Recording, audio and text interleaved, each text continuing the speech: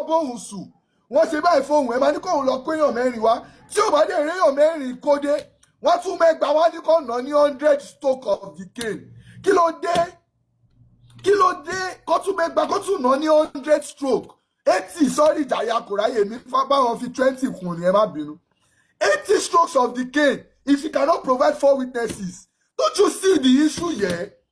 Níbi tí wàhálà wà ọmọ tó ń rape ibo ló ti fẹ́ réyàn mẹ́rin ṣé nígbà tí ò kì í ṣe pé wèrè ní ronú ìgbà ẹlẹ́rìí mẹ́rin yẹn wọn ò tún gbọ́dọ̀ jẹ́ àwọn tó mọra wọn o wọn ò tún gbọ́dọ̀ já àwọn tó mọra wọn àwọn tó wá from different places kẹ́ẹ̀kọ́ wọn pọ̀ kọ́ sọ pé mo wà ń bẹ̀ nígbà tó ń rape ẹ̀ èmi náà wà ń bẹ̀ ó rape ẹ̀ lóòótọ́ ni ó rape ẹ̀ mẹ́rin tẹ́ bá rí mẹ́ta kò sí sí case.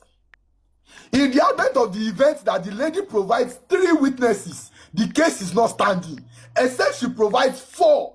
Is that the kind of law, rules, and regulation that you want to use to govern our own society? Does that make sense? Can somebody tell me that this actually makes sense? As a human being, so fún mi kó make sense nǹkan tí mo sọ tán fún ẹ yìí. Kó wá ríran wò, so make sense sí wọ́n gan. Ipe wọ́n rape èèyàn tán, wọ́n ní kó lọ wá èèyàn mẹ́rin wá. Irú nonsense wo ni gbogbo yẹn? So nǹkan tá à ń sọ fún yín nìyẹn, ipe tá a bá wọnú àṣà àti ṣe tiwa, a máa rí pé we are morally upright than this nonsense that is being brought to us. This is rubbish.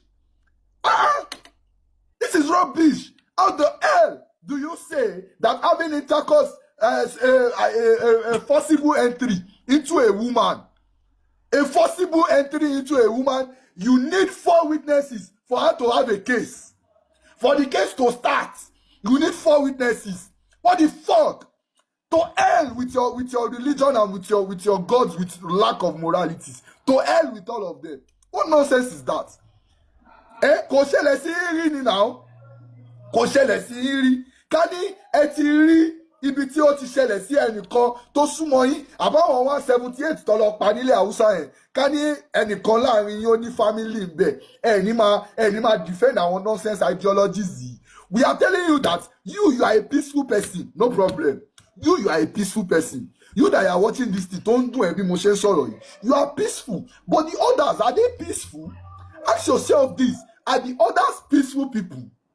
Are they what? Are they peaceful people? The people that are coming to unalive you, why stating these things that they are saying, are they ready to listen to you? Even if they come to the land now, you are the first person. I used to call you people first line of defense. First line of defense. Lẹ́yìn Yoruba Muslims. Because tí mo máa ń pè yín nìyẹn. First line of defense. Ṣé àwọn Christian, àwọn yẹn, Sufayo ni wọ́n, jungle chicken. Bí nǹkan téèyàn máa ń mú jẹ, téèyàn kọ́ wọn máa mú jẹ, òun làwọn Christian jẹ́ ti wọn. Islam wo gbogbo religion tó kù, ó ti fà wọn yẹn ṣe súyà. Ó lè wọnú ṣọ́ọ̀ṣì lọ́kọ́lọ́ pa 100 lẹ́nu. Wọ́n á lọ the same church padà, wọ́n á lọ pariwo Jésù lọ́tùnla. Níbi táwọn ya wèrè dé nìyẹn. Ọpọlọ tí wọ́n ti fry ẹ̀, wọ́n fry ọpọlọ ti Christian báyìí, wọ́n gbélé wọn lọ́wọ́ báyìí, wọ́n lè ní kó máa jẹ́, wọ́n ní kó máa wọ́rì nípa ilé ayé pé gbogbo nǹkan tó nídìí ọ̀run ló wà.